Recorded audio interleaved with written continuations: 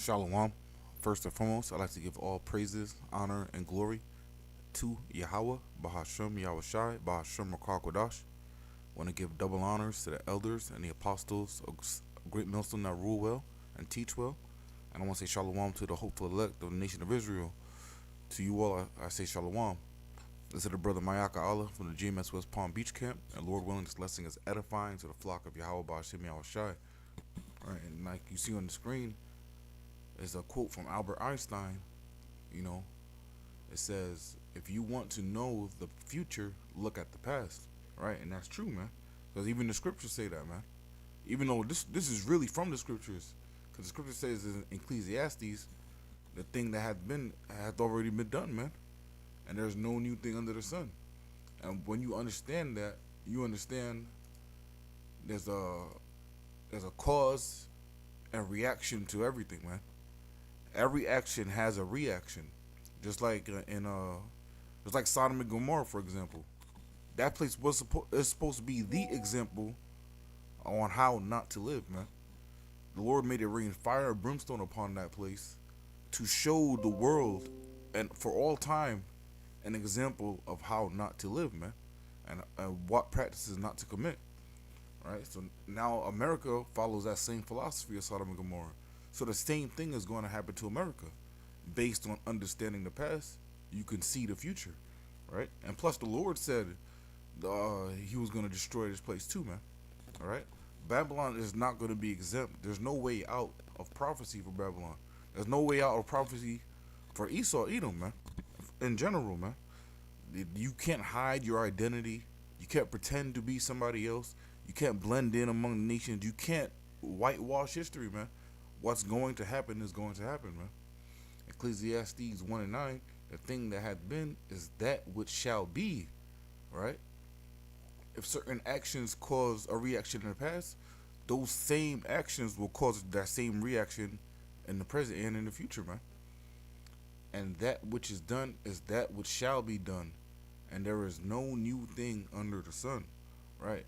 And the reason I'm bringing this out is because, you know, allegedly on the so-called IDF soldiers' uniforms, man.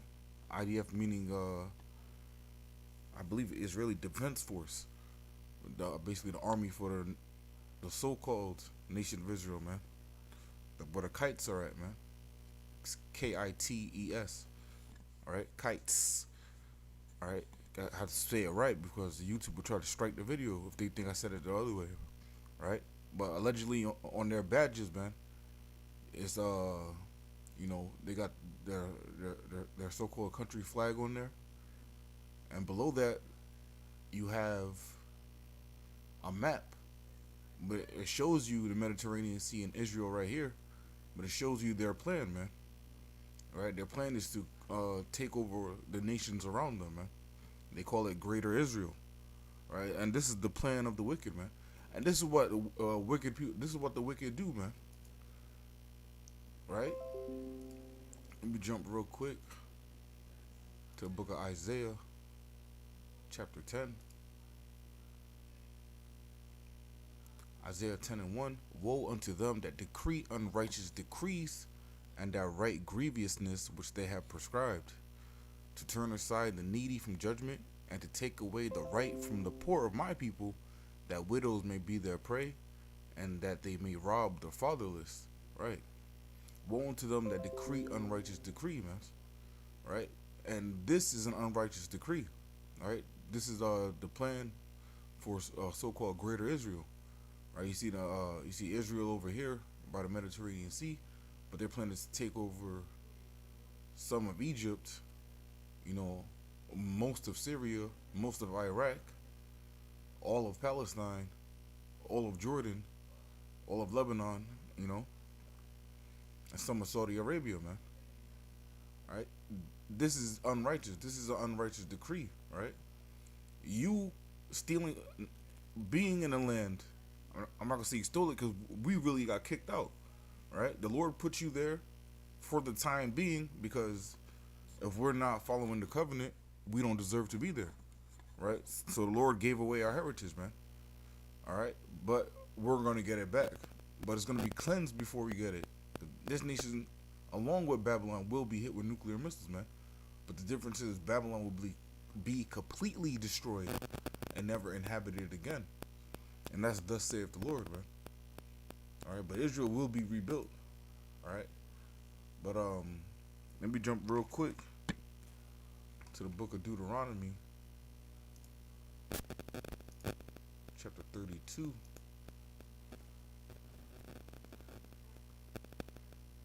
And verse 8, when the Most High divided to the nations their inheritance, when he separated the sons of Adam, he set the bounds of the people according to the number of the children of Israel, right? The Lord is the one that really creates borders, right? The Lord is the one that gives all nations, man, including the heathen, all nations. He's the one that gives them their land, that tells them where they're going to reside at, and he's the one that sets the bounds of the people. By Esau, Edom, or and Amalek, creating a plan to take over nations and rename them and call them their own, after themselves, man, and say this is greater Israel, man. That's an unrighteous decree, man. Right? That's going against the Heavenly Father, because that's not what the Lord ordained that nation to be, man. Right? The Lord's going to increase the border of Israel and the kingdom, because really the entire planet will belong to the nation of Israel. Right? But the heathens will still have their own plots of land, man. They'll still have their own areas and sections, man. They'll still have a place to identify with, right? Like you are, they are trying to do something, wicked. And also the thing too, why understanding the past helps you understand the future, is because this is the same thing that happened in World War II. This is the same thing that the leader of the Temanites was trying to do. The Teman being modern day Germans, right? You really can't say his name on the internet or they'll ban you, right? But really, that's what he was trying to do. He was trying to expand Germany and invade other nations, man. All right, and allegedly that's what brought on the war, because he was already rounding up people, man. All right, for disease, right? Because they were unclean, they were filthy. You could tell how their practice is how filthy they are, man. All right, but nonetheless, this is why the scriptures calls Esau the basis of men, man, and also why Job said he would not even allow or want an Edomite near his dogs, man. Right? Because in their natural habitat, they are filthy, man. But nonetheless, this was World War II. This was the same plan in World War II that brought upon World War. So you're doing the same actions in the past that brought upon World War, which this will bring upon World War III, man. All right. So we're in them times, man. We're in them times. So World War III is at the door, man. All right. What greater time than this to pull something like this off? While you're in the middle of, while your best ally, which is Babylon America, is in the middle of a controversial presidential election, while in their middle of battling inflation, battling separation and race riots and immigration, while the world is distracted with, or Babylonians are distracted with fucking P. Diddy, right, and fucking Cardi B and Offset, what greater time to pull some shit like this off, right? Because who's gonna cry out against it? Who's watching but the Watchmen, man? All right. But hey, doing this same thing is gonna cause World War III, or even trying it, man. Real quick over to the book of Micah, chapter 2. Micah 2:1. Woe to them that devise iniquity and work evil upon their beds. When the morning is light, they practice it, because it is in the power of their hand. Right? Who is that but Esau Edom, man? Who devises iniquity 24/7?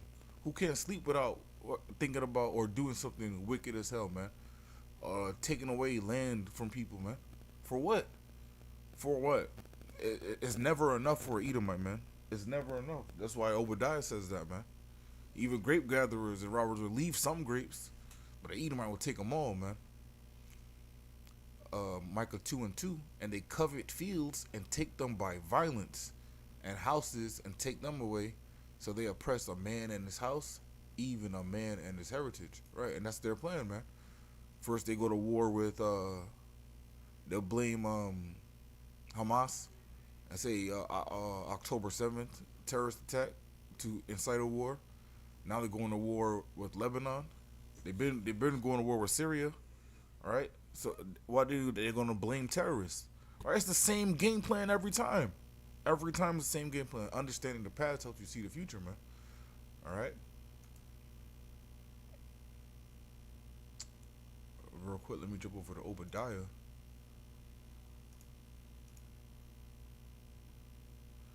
Obadiah 1:5. If thieves came to thee, if robbers by night, how art thou cut off? Would they not have stolen till they had enough? Right? Somebody breaks in your house, they're not going to take every single thing in the house. Right? They're going to take one thing that's valuable, maybe two things, maybe fill up a bag. All right? Yeah, they might go crazy, but they won't take everything, man. If grape gatherers came to thee, would they not leave some grapes? Right? Hey, you see a hungry migrant is walking, uh, traveling up and down the roads. He sees a fruit tree. He's not gonna take all the fruits off the tree, man. Right? You homeless. You're not gonna take all the. You're not gonna. If you homeless, right, and you're traveling, you're not gonna. If you stole food, you're not gonna take all the food. You're not gonna rob the entire supermarket, right? You might take a loaf of bread, something to last you, man. It'd be smart to steal. No, it really wouldn't. It's not smart to steal at all. It's really smart to trust in Yahweh Shem Yahshua. Salakia. Obadiah 1:6. How are the things of Esau searched out? How are his hidden things sought up, man? Right. Esau, his ideas, his philosophies, who he is, who he truly is, who his spirit really is, man. How he is the spiritual demon Satan, man. Who he really is being exposed, man. Right? Esau can't hide no more, man. His skirt is being lifted up. And like a skirt lifted up, it exposes everything you're trying to hide, man. All right? And, Lord willing, we're in them times, man. And this is why, it was put upon the apostle spirit to deem this year the hope for year of Jacob's trouble, man. And because with war comes, it comes, it allegedly helps boost the economy, but what, how? By printing money. So war is going to bring inflation, which is going to bring division, right? People going to lose jobs, not going to be able to work. It's going to cause famines, right? It's going to bring upon the sea hip, the Revelation 13:16, man. And all this could pop off, within a couple months, man, or within a couple months of a time frame, man.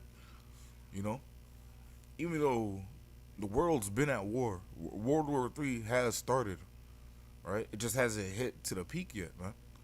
There's been multiple nations battling each other, with other nations helping those nations fight those other nations, man. It's been the U.S. is in like 3 proxy wars right now, man. So world war is on, right? But we just aren't in the height of it yet, man. All right, but we in them times, man. The water about Shemi Shy. But I'm gonna wrap it up with that. Lord willing, this lesson was edifying. Again, I want to give all praises to Yahweh, Bahashem Yahweh Shai, Bahashem Rakakodash.